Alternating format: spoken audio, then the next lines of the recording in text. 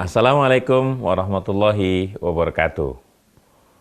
Pemirsa TV-mu yang dirahmati oleh Allah Subhanahu wa taala, ananda soleh soleha yang Kak Ridwan cintai karena Allah Subhanahu wa taala. Alhamdulillahirabbil alamin.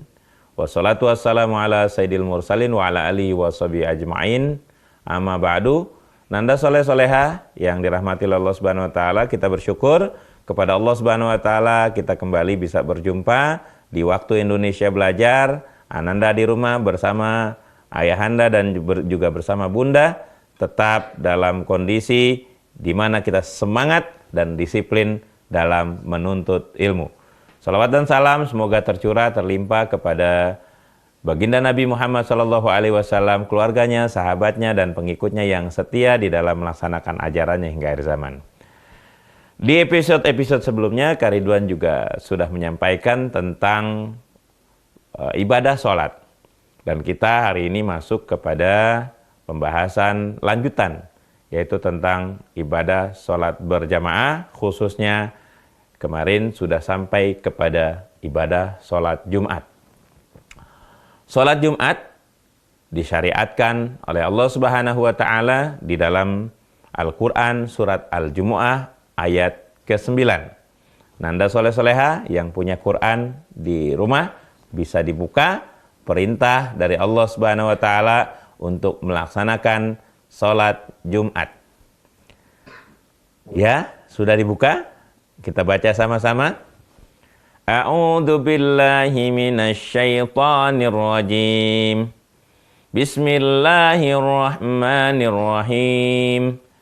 Ya ayyuhalladzina amanu idza nudiya lis-salati min yaumil jumu'ati fas'au ila dzikrillahi wa darul bai'.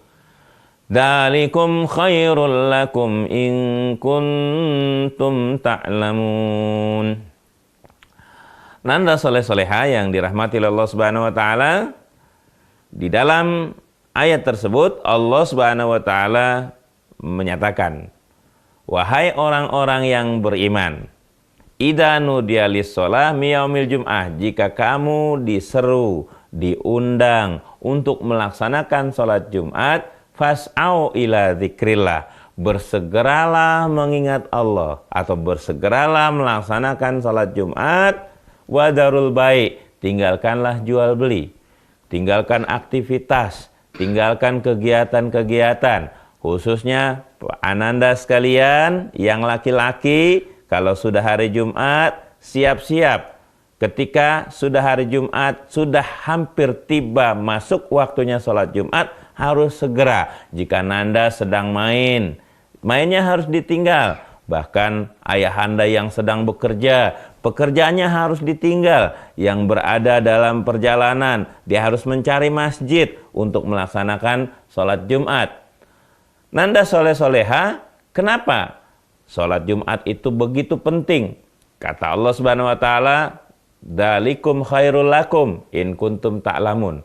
Itu lebih baik bagi kamu, lebih baik bagi kamu daripada bekerja, lebih baik dari kamu daripada kamu belajar, lebih baik bagimu apabila kamu sedang bermain. Ya, jadi sholat Jumat itu begitu sangat penting. Ya, in kuntum ta'lamun, jika kamu benar-benar mengetahui manfaat dari sholat Jumat. Sholat Jumat itu dilaksanakan pada waktu sholat zuhur. Sehingga bagi kaum muslimin yang laki-laki yang melaksanakan sholat Jumat tidak perlu lagi melaksanakan sholat zuhur. Dia cukup melaksanakan sholat Jumat saja. Dan sholat Jumat dilaksanakan di masjid jami, di masjid yang dimana dilaksanakan sholat Jumat di dalamnya. Dan pada saat sholat Jumat, kita yang makmum, kita yang menjadi jamaah diwajibkan untuk mendengarkan khutbah. Jadi pada saat kita melaksanakan sholat Jumat, ada khutbah dan ada sholat. Sholatnya berapa rakaat? Nanda soleh yang sering melaksanakan sholat Jumat di masjid tentu sangat mengetahui berapa rakaat sholat Jumat. Betul, sholat Jumat itu dilaksanakan 2 rakaat. Tentunya setelah khutbah Jumat dilaksanakan oleh sang khotib. Siapa sang khotib? Adalah orang yang melaksanakan khutbah. Dan khutbah itu adalah nasihat takwa yang disampaikan oleh para ustadz, para kiai, para guru yang disampaikan kepada jamaah. Dan pesan takwa itu dilaksanakan agar seluruh jamaah, seluruh yang hadir meningkatkan keimanannya dan ketakwaannya kepada Allah Subhanahu wa taala. Maka sang khotib diwajibkan untuk menyampaikan pesan takwa. Contoh pesan takwa. Ya, amma ba'du fa ya ibadallah ittaqullaha haqqa tuqatih wa la tamutunna illa wa antum muslimun. Itu contoh pesan takwa. Lalu diiringi dengan berbagai nasihat agar yang hadir dalam kegiatan sholat Jumat tersebut bisa bertambah iman takwanya, bisa bertambah pengetahuannya, bisa bertambah semangatnya untuk mencintai Allah dan mencintai ibadah kepada Allah Subhanahu wa ta'ala. Nanda soleh dan soleha yang dirahmati oleh Allah Subhanahu wa ta'ala, dan tentunya sang khotib pun menyampaikan doa-doa kepada seluruh jamaah kaum muslimin dan muslimat di akhir daripada khutbah. Khutbah pada hari Jumat itu, khotib itu melakukannya dengan 2 khutbah. Khutbah pertama dan khutbah yang kedua. Khutbah kedua lebih pendek daripada khutbah pertama. Tentunya khutbah kedua fungsinya adalah penutup daripada khutbah yang pertama. Nah, ada ketentuan pada saat seorang muslim ingin melaksanakan sholat Jumat. Pada saat mau memasuki sholat Jumat, diharapkan setiap kita berbondong-bondong mendahului dan mengambil saf yang paling depan, karena saf paling depan lebih utama daripada saf yang di belakangnya. Bahkan kata Nabi Muhammad SAW, pahala orang yang hadir dalam sholat Jumat itu safnya, pahala yang besarnya tergantung di mana dia duduk dan di mana dia berada, di saf paling depan atau paling belakang. Berbondong-bondonglah ananda sekalian kalau sholat Jumat, pilih saf yang lebih di depan daripada yang di belakang. Dan ananda soleh-solehah yang dirahmati oleh Allah Subhanahu wa ta'ala, kita lanjutkan dalam pembahasan tentang ibadah sholat Jumat setelah pesan-pesan berikut ini, masih bersama Kak Ridwan di Waktu Indonesia Belajar.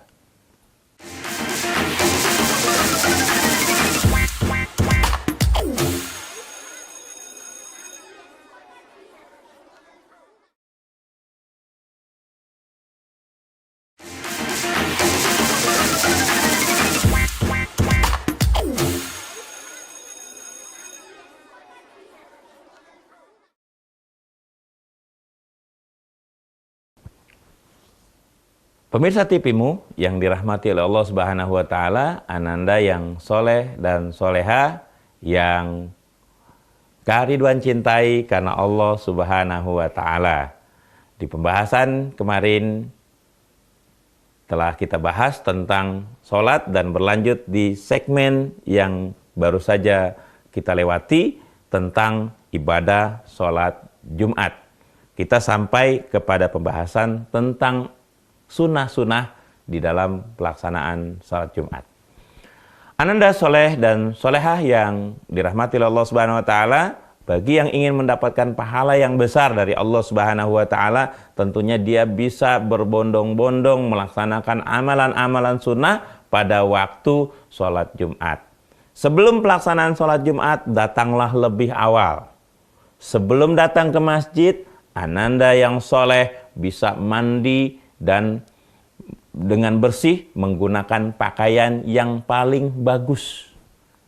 Karena kita ingin bertemu dengan Allah Subhanahu wa ta'ala, dan sholat Jumat, kata baginda Nabi kita Muhammad sallallahu alaihi wasallam, jika seandainya ada 3 hari raya, maka akan aku jadikan Jumat sebagai hari raya.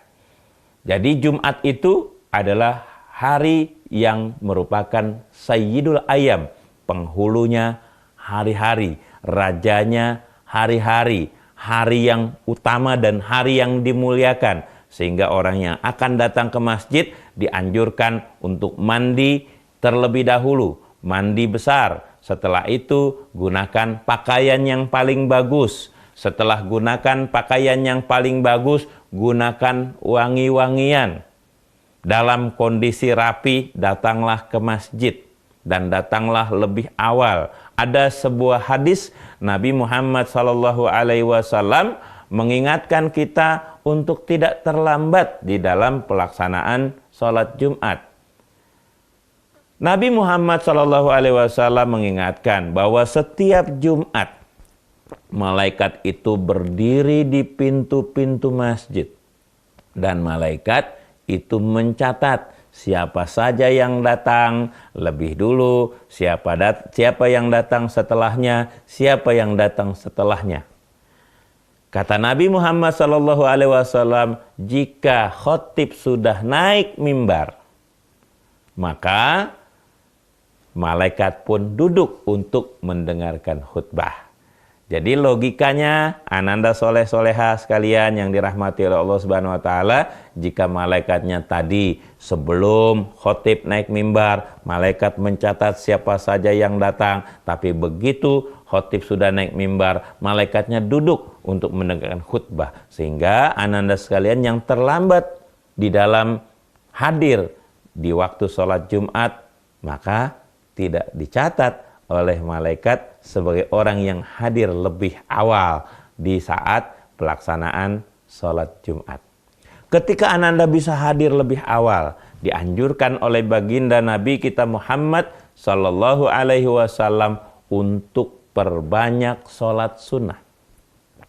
Sholat sunnah menunggu khotib naik mimbar. Jadi pelaksanaannya begitu masuk ke masjid, ananda soleh bisa melaksanakan sholat 2 rakaat tahiyatul masjid. Setelah tahiyatul masjid, ananda bisa lagi sholat sunnah lagi 2 rakaat, sholat sunnah lagi 2 rakaat, sampai pelaksanaan sholat Jumat dilakukan. Dan ananda soleh bisa membaca surat Al-Kahfi sebagai salah satu sunnah yang disunahkan oleh Rasulullah Sallallahu Alaihi Wasallam. Perbanyak istighfar dan juga perbanyak membaca sholawat Nabi Muhammad Sallallahu Alaihi Wasallam. Pada saat sang khotib naik mimbar, sang khotib sedang menyampaikan nasihat, sang khotib sedang menyampaikan pesan-pesan takwanya, maka dilarang bagi nanda soleha, pemirsa TV-mu yang dirahmati oleh Allah Subhanahu Wa Taala, untuk melakukan kegiatan lain, berbincang-bincang dengan jamaah di sebelahnya, atau menegur orang yang sedang berbicara pun tidak dibolehkan oleh Nabi kita Muhammad Sallallahu Alaihi Wasallam, karena bisa mengurangi bahkan menghilangkan pahala sholat Jumat kita semua. Dalam hadisnya Nabi Muhammad SAW mengingatkan bahwa orang yang menegur orang yang sedang berbicara, dia pun tetap akan tidak mendapatkan pahala daripada sholat Jumat. Nanda soleh dan juga solehah yang dirahmati oleh Allah Subhanahu Wa Taala, Jumat sama dengan sholat-sholat yang lain, termasuk juga dengan Ramadan. Fungsinya adalah bisa menggugurkan dosa-dosa yang kita lakukan. Dalam hadis Nabi Muhammad SAW, beliau bersabda, as-shalawatul khams wal jum'ah ilal jum'ah wa ramadan ila ramadan mukaffaratun ma bainahunna istanabaul kabair. Dari waktu sholat ke sholat yang 5 waktu. Sholat yang 5 waktu, ananda sekalian tahu, subuh, zuhur, asar, maghrib, isya. Dia dapat menghapus dosa di waktu-waktu di antaranya. wal jum'ah ilal jum'ah. Jadi setiap satu minggu Allah Subhanahu wa taala ketika kita bertemu dengan Jumat itulah adalah media bagi seorang hamba Allah untuk mendapatkan ampunan dari Allah Subhanahu wa taala untuk seminggu yang akan datang. Wal jum'ah ila jum'ah wa Ramadan ila Ramadan. Dari Ramadan ke Ramadan. Ramadan juga merupakan amalan yang bisa menghapus dosa dari Ramadan ke Ramadan berikutnya. Sehingga ibadah sholat Jumat ini begitu sangat penting untuk kita lakukan dengan baik, dengan tertib, sesuai dengan syarat-syarat yang telah disyaratkan oleh baginda Nabi kita Muhammad sallallahu alaihi wasallam. Bagi kaum muslimin yang mengikuti kegiatan sholat Jumat, diharuskan untuk mengambil hikmah dari apa yang disampaikan oleh para khotib. Misalkan sang khotib berbicara tentang bagaimana beribadah dengan baik, diharapkan di seminggu yang akan datang kita bisa memperbaiki ibadah kita dengan baik. Jika sang khotib berbicara tentang infak, maka diharapkan jamaah itu menyadari tentang pentingnya infak. Sehingga wajar kalau seandainya baginda Nabi kita Muhammad sallallahu alaihi wasallam melarang bagi siapa saja jamaah yang pada waktu khotib naik mimbar dia berbicara dengan jamaah yang lain. Bahkan sahabat yang menggunakan kerikil sambil diputar-putar dimarahi oleh Nabi Muhammad SAW setelah sholat. Baik, kita akan lanjutkan di kesempatan segmen terakhir setelah pesan-pesan berikut ini, masih bersama Kak Ridwan di Waktu Indonesia Belajar.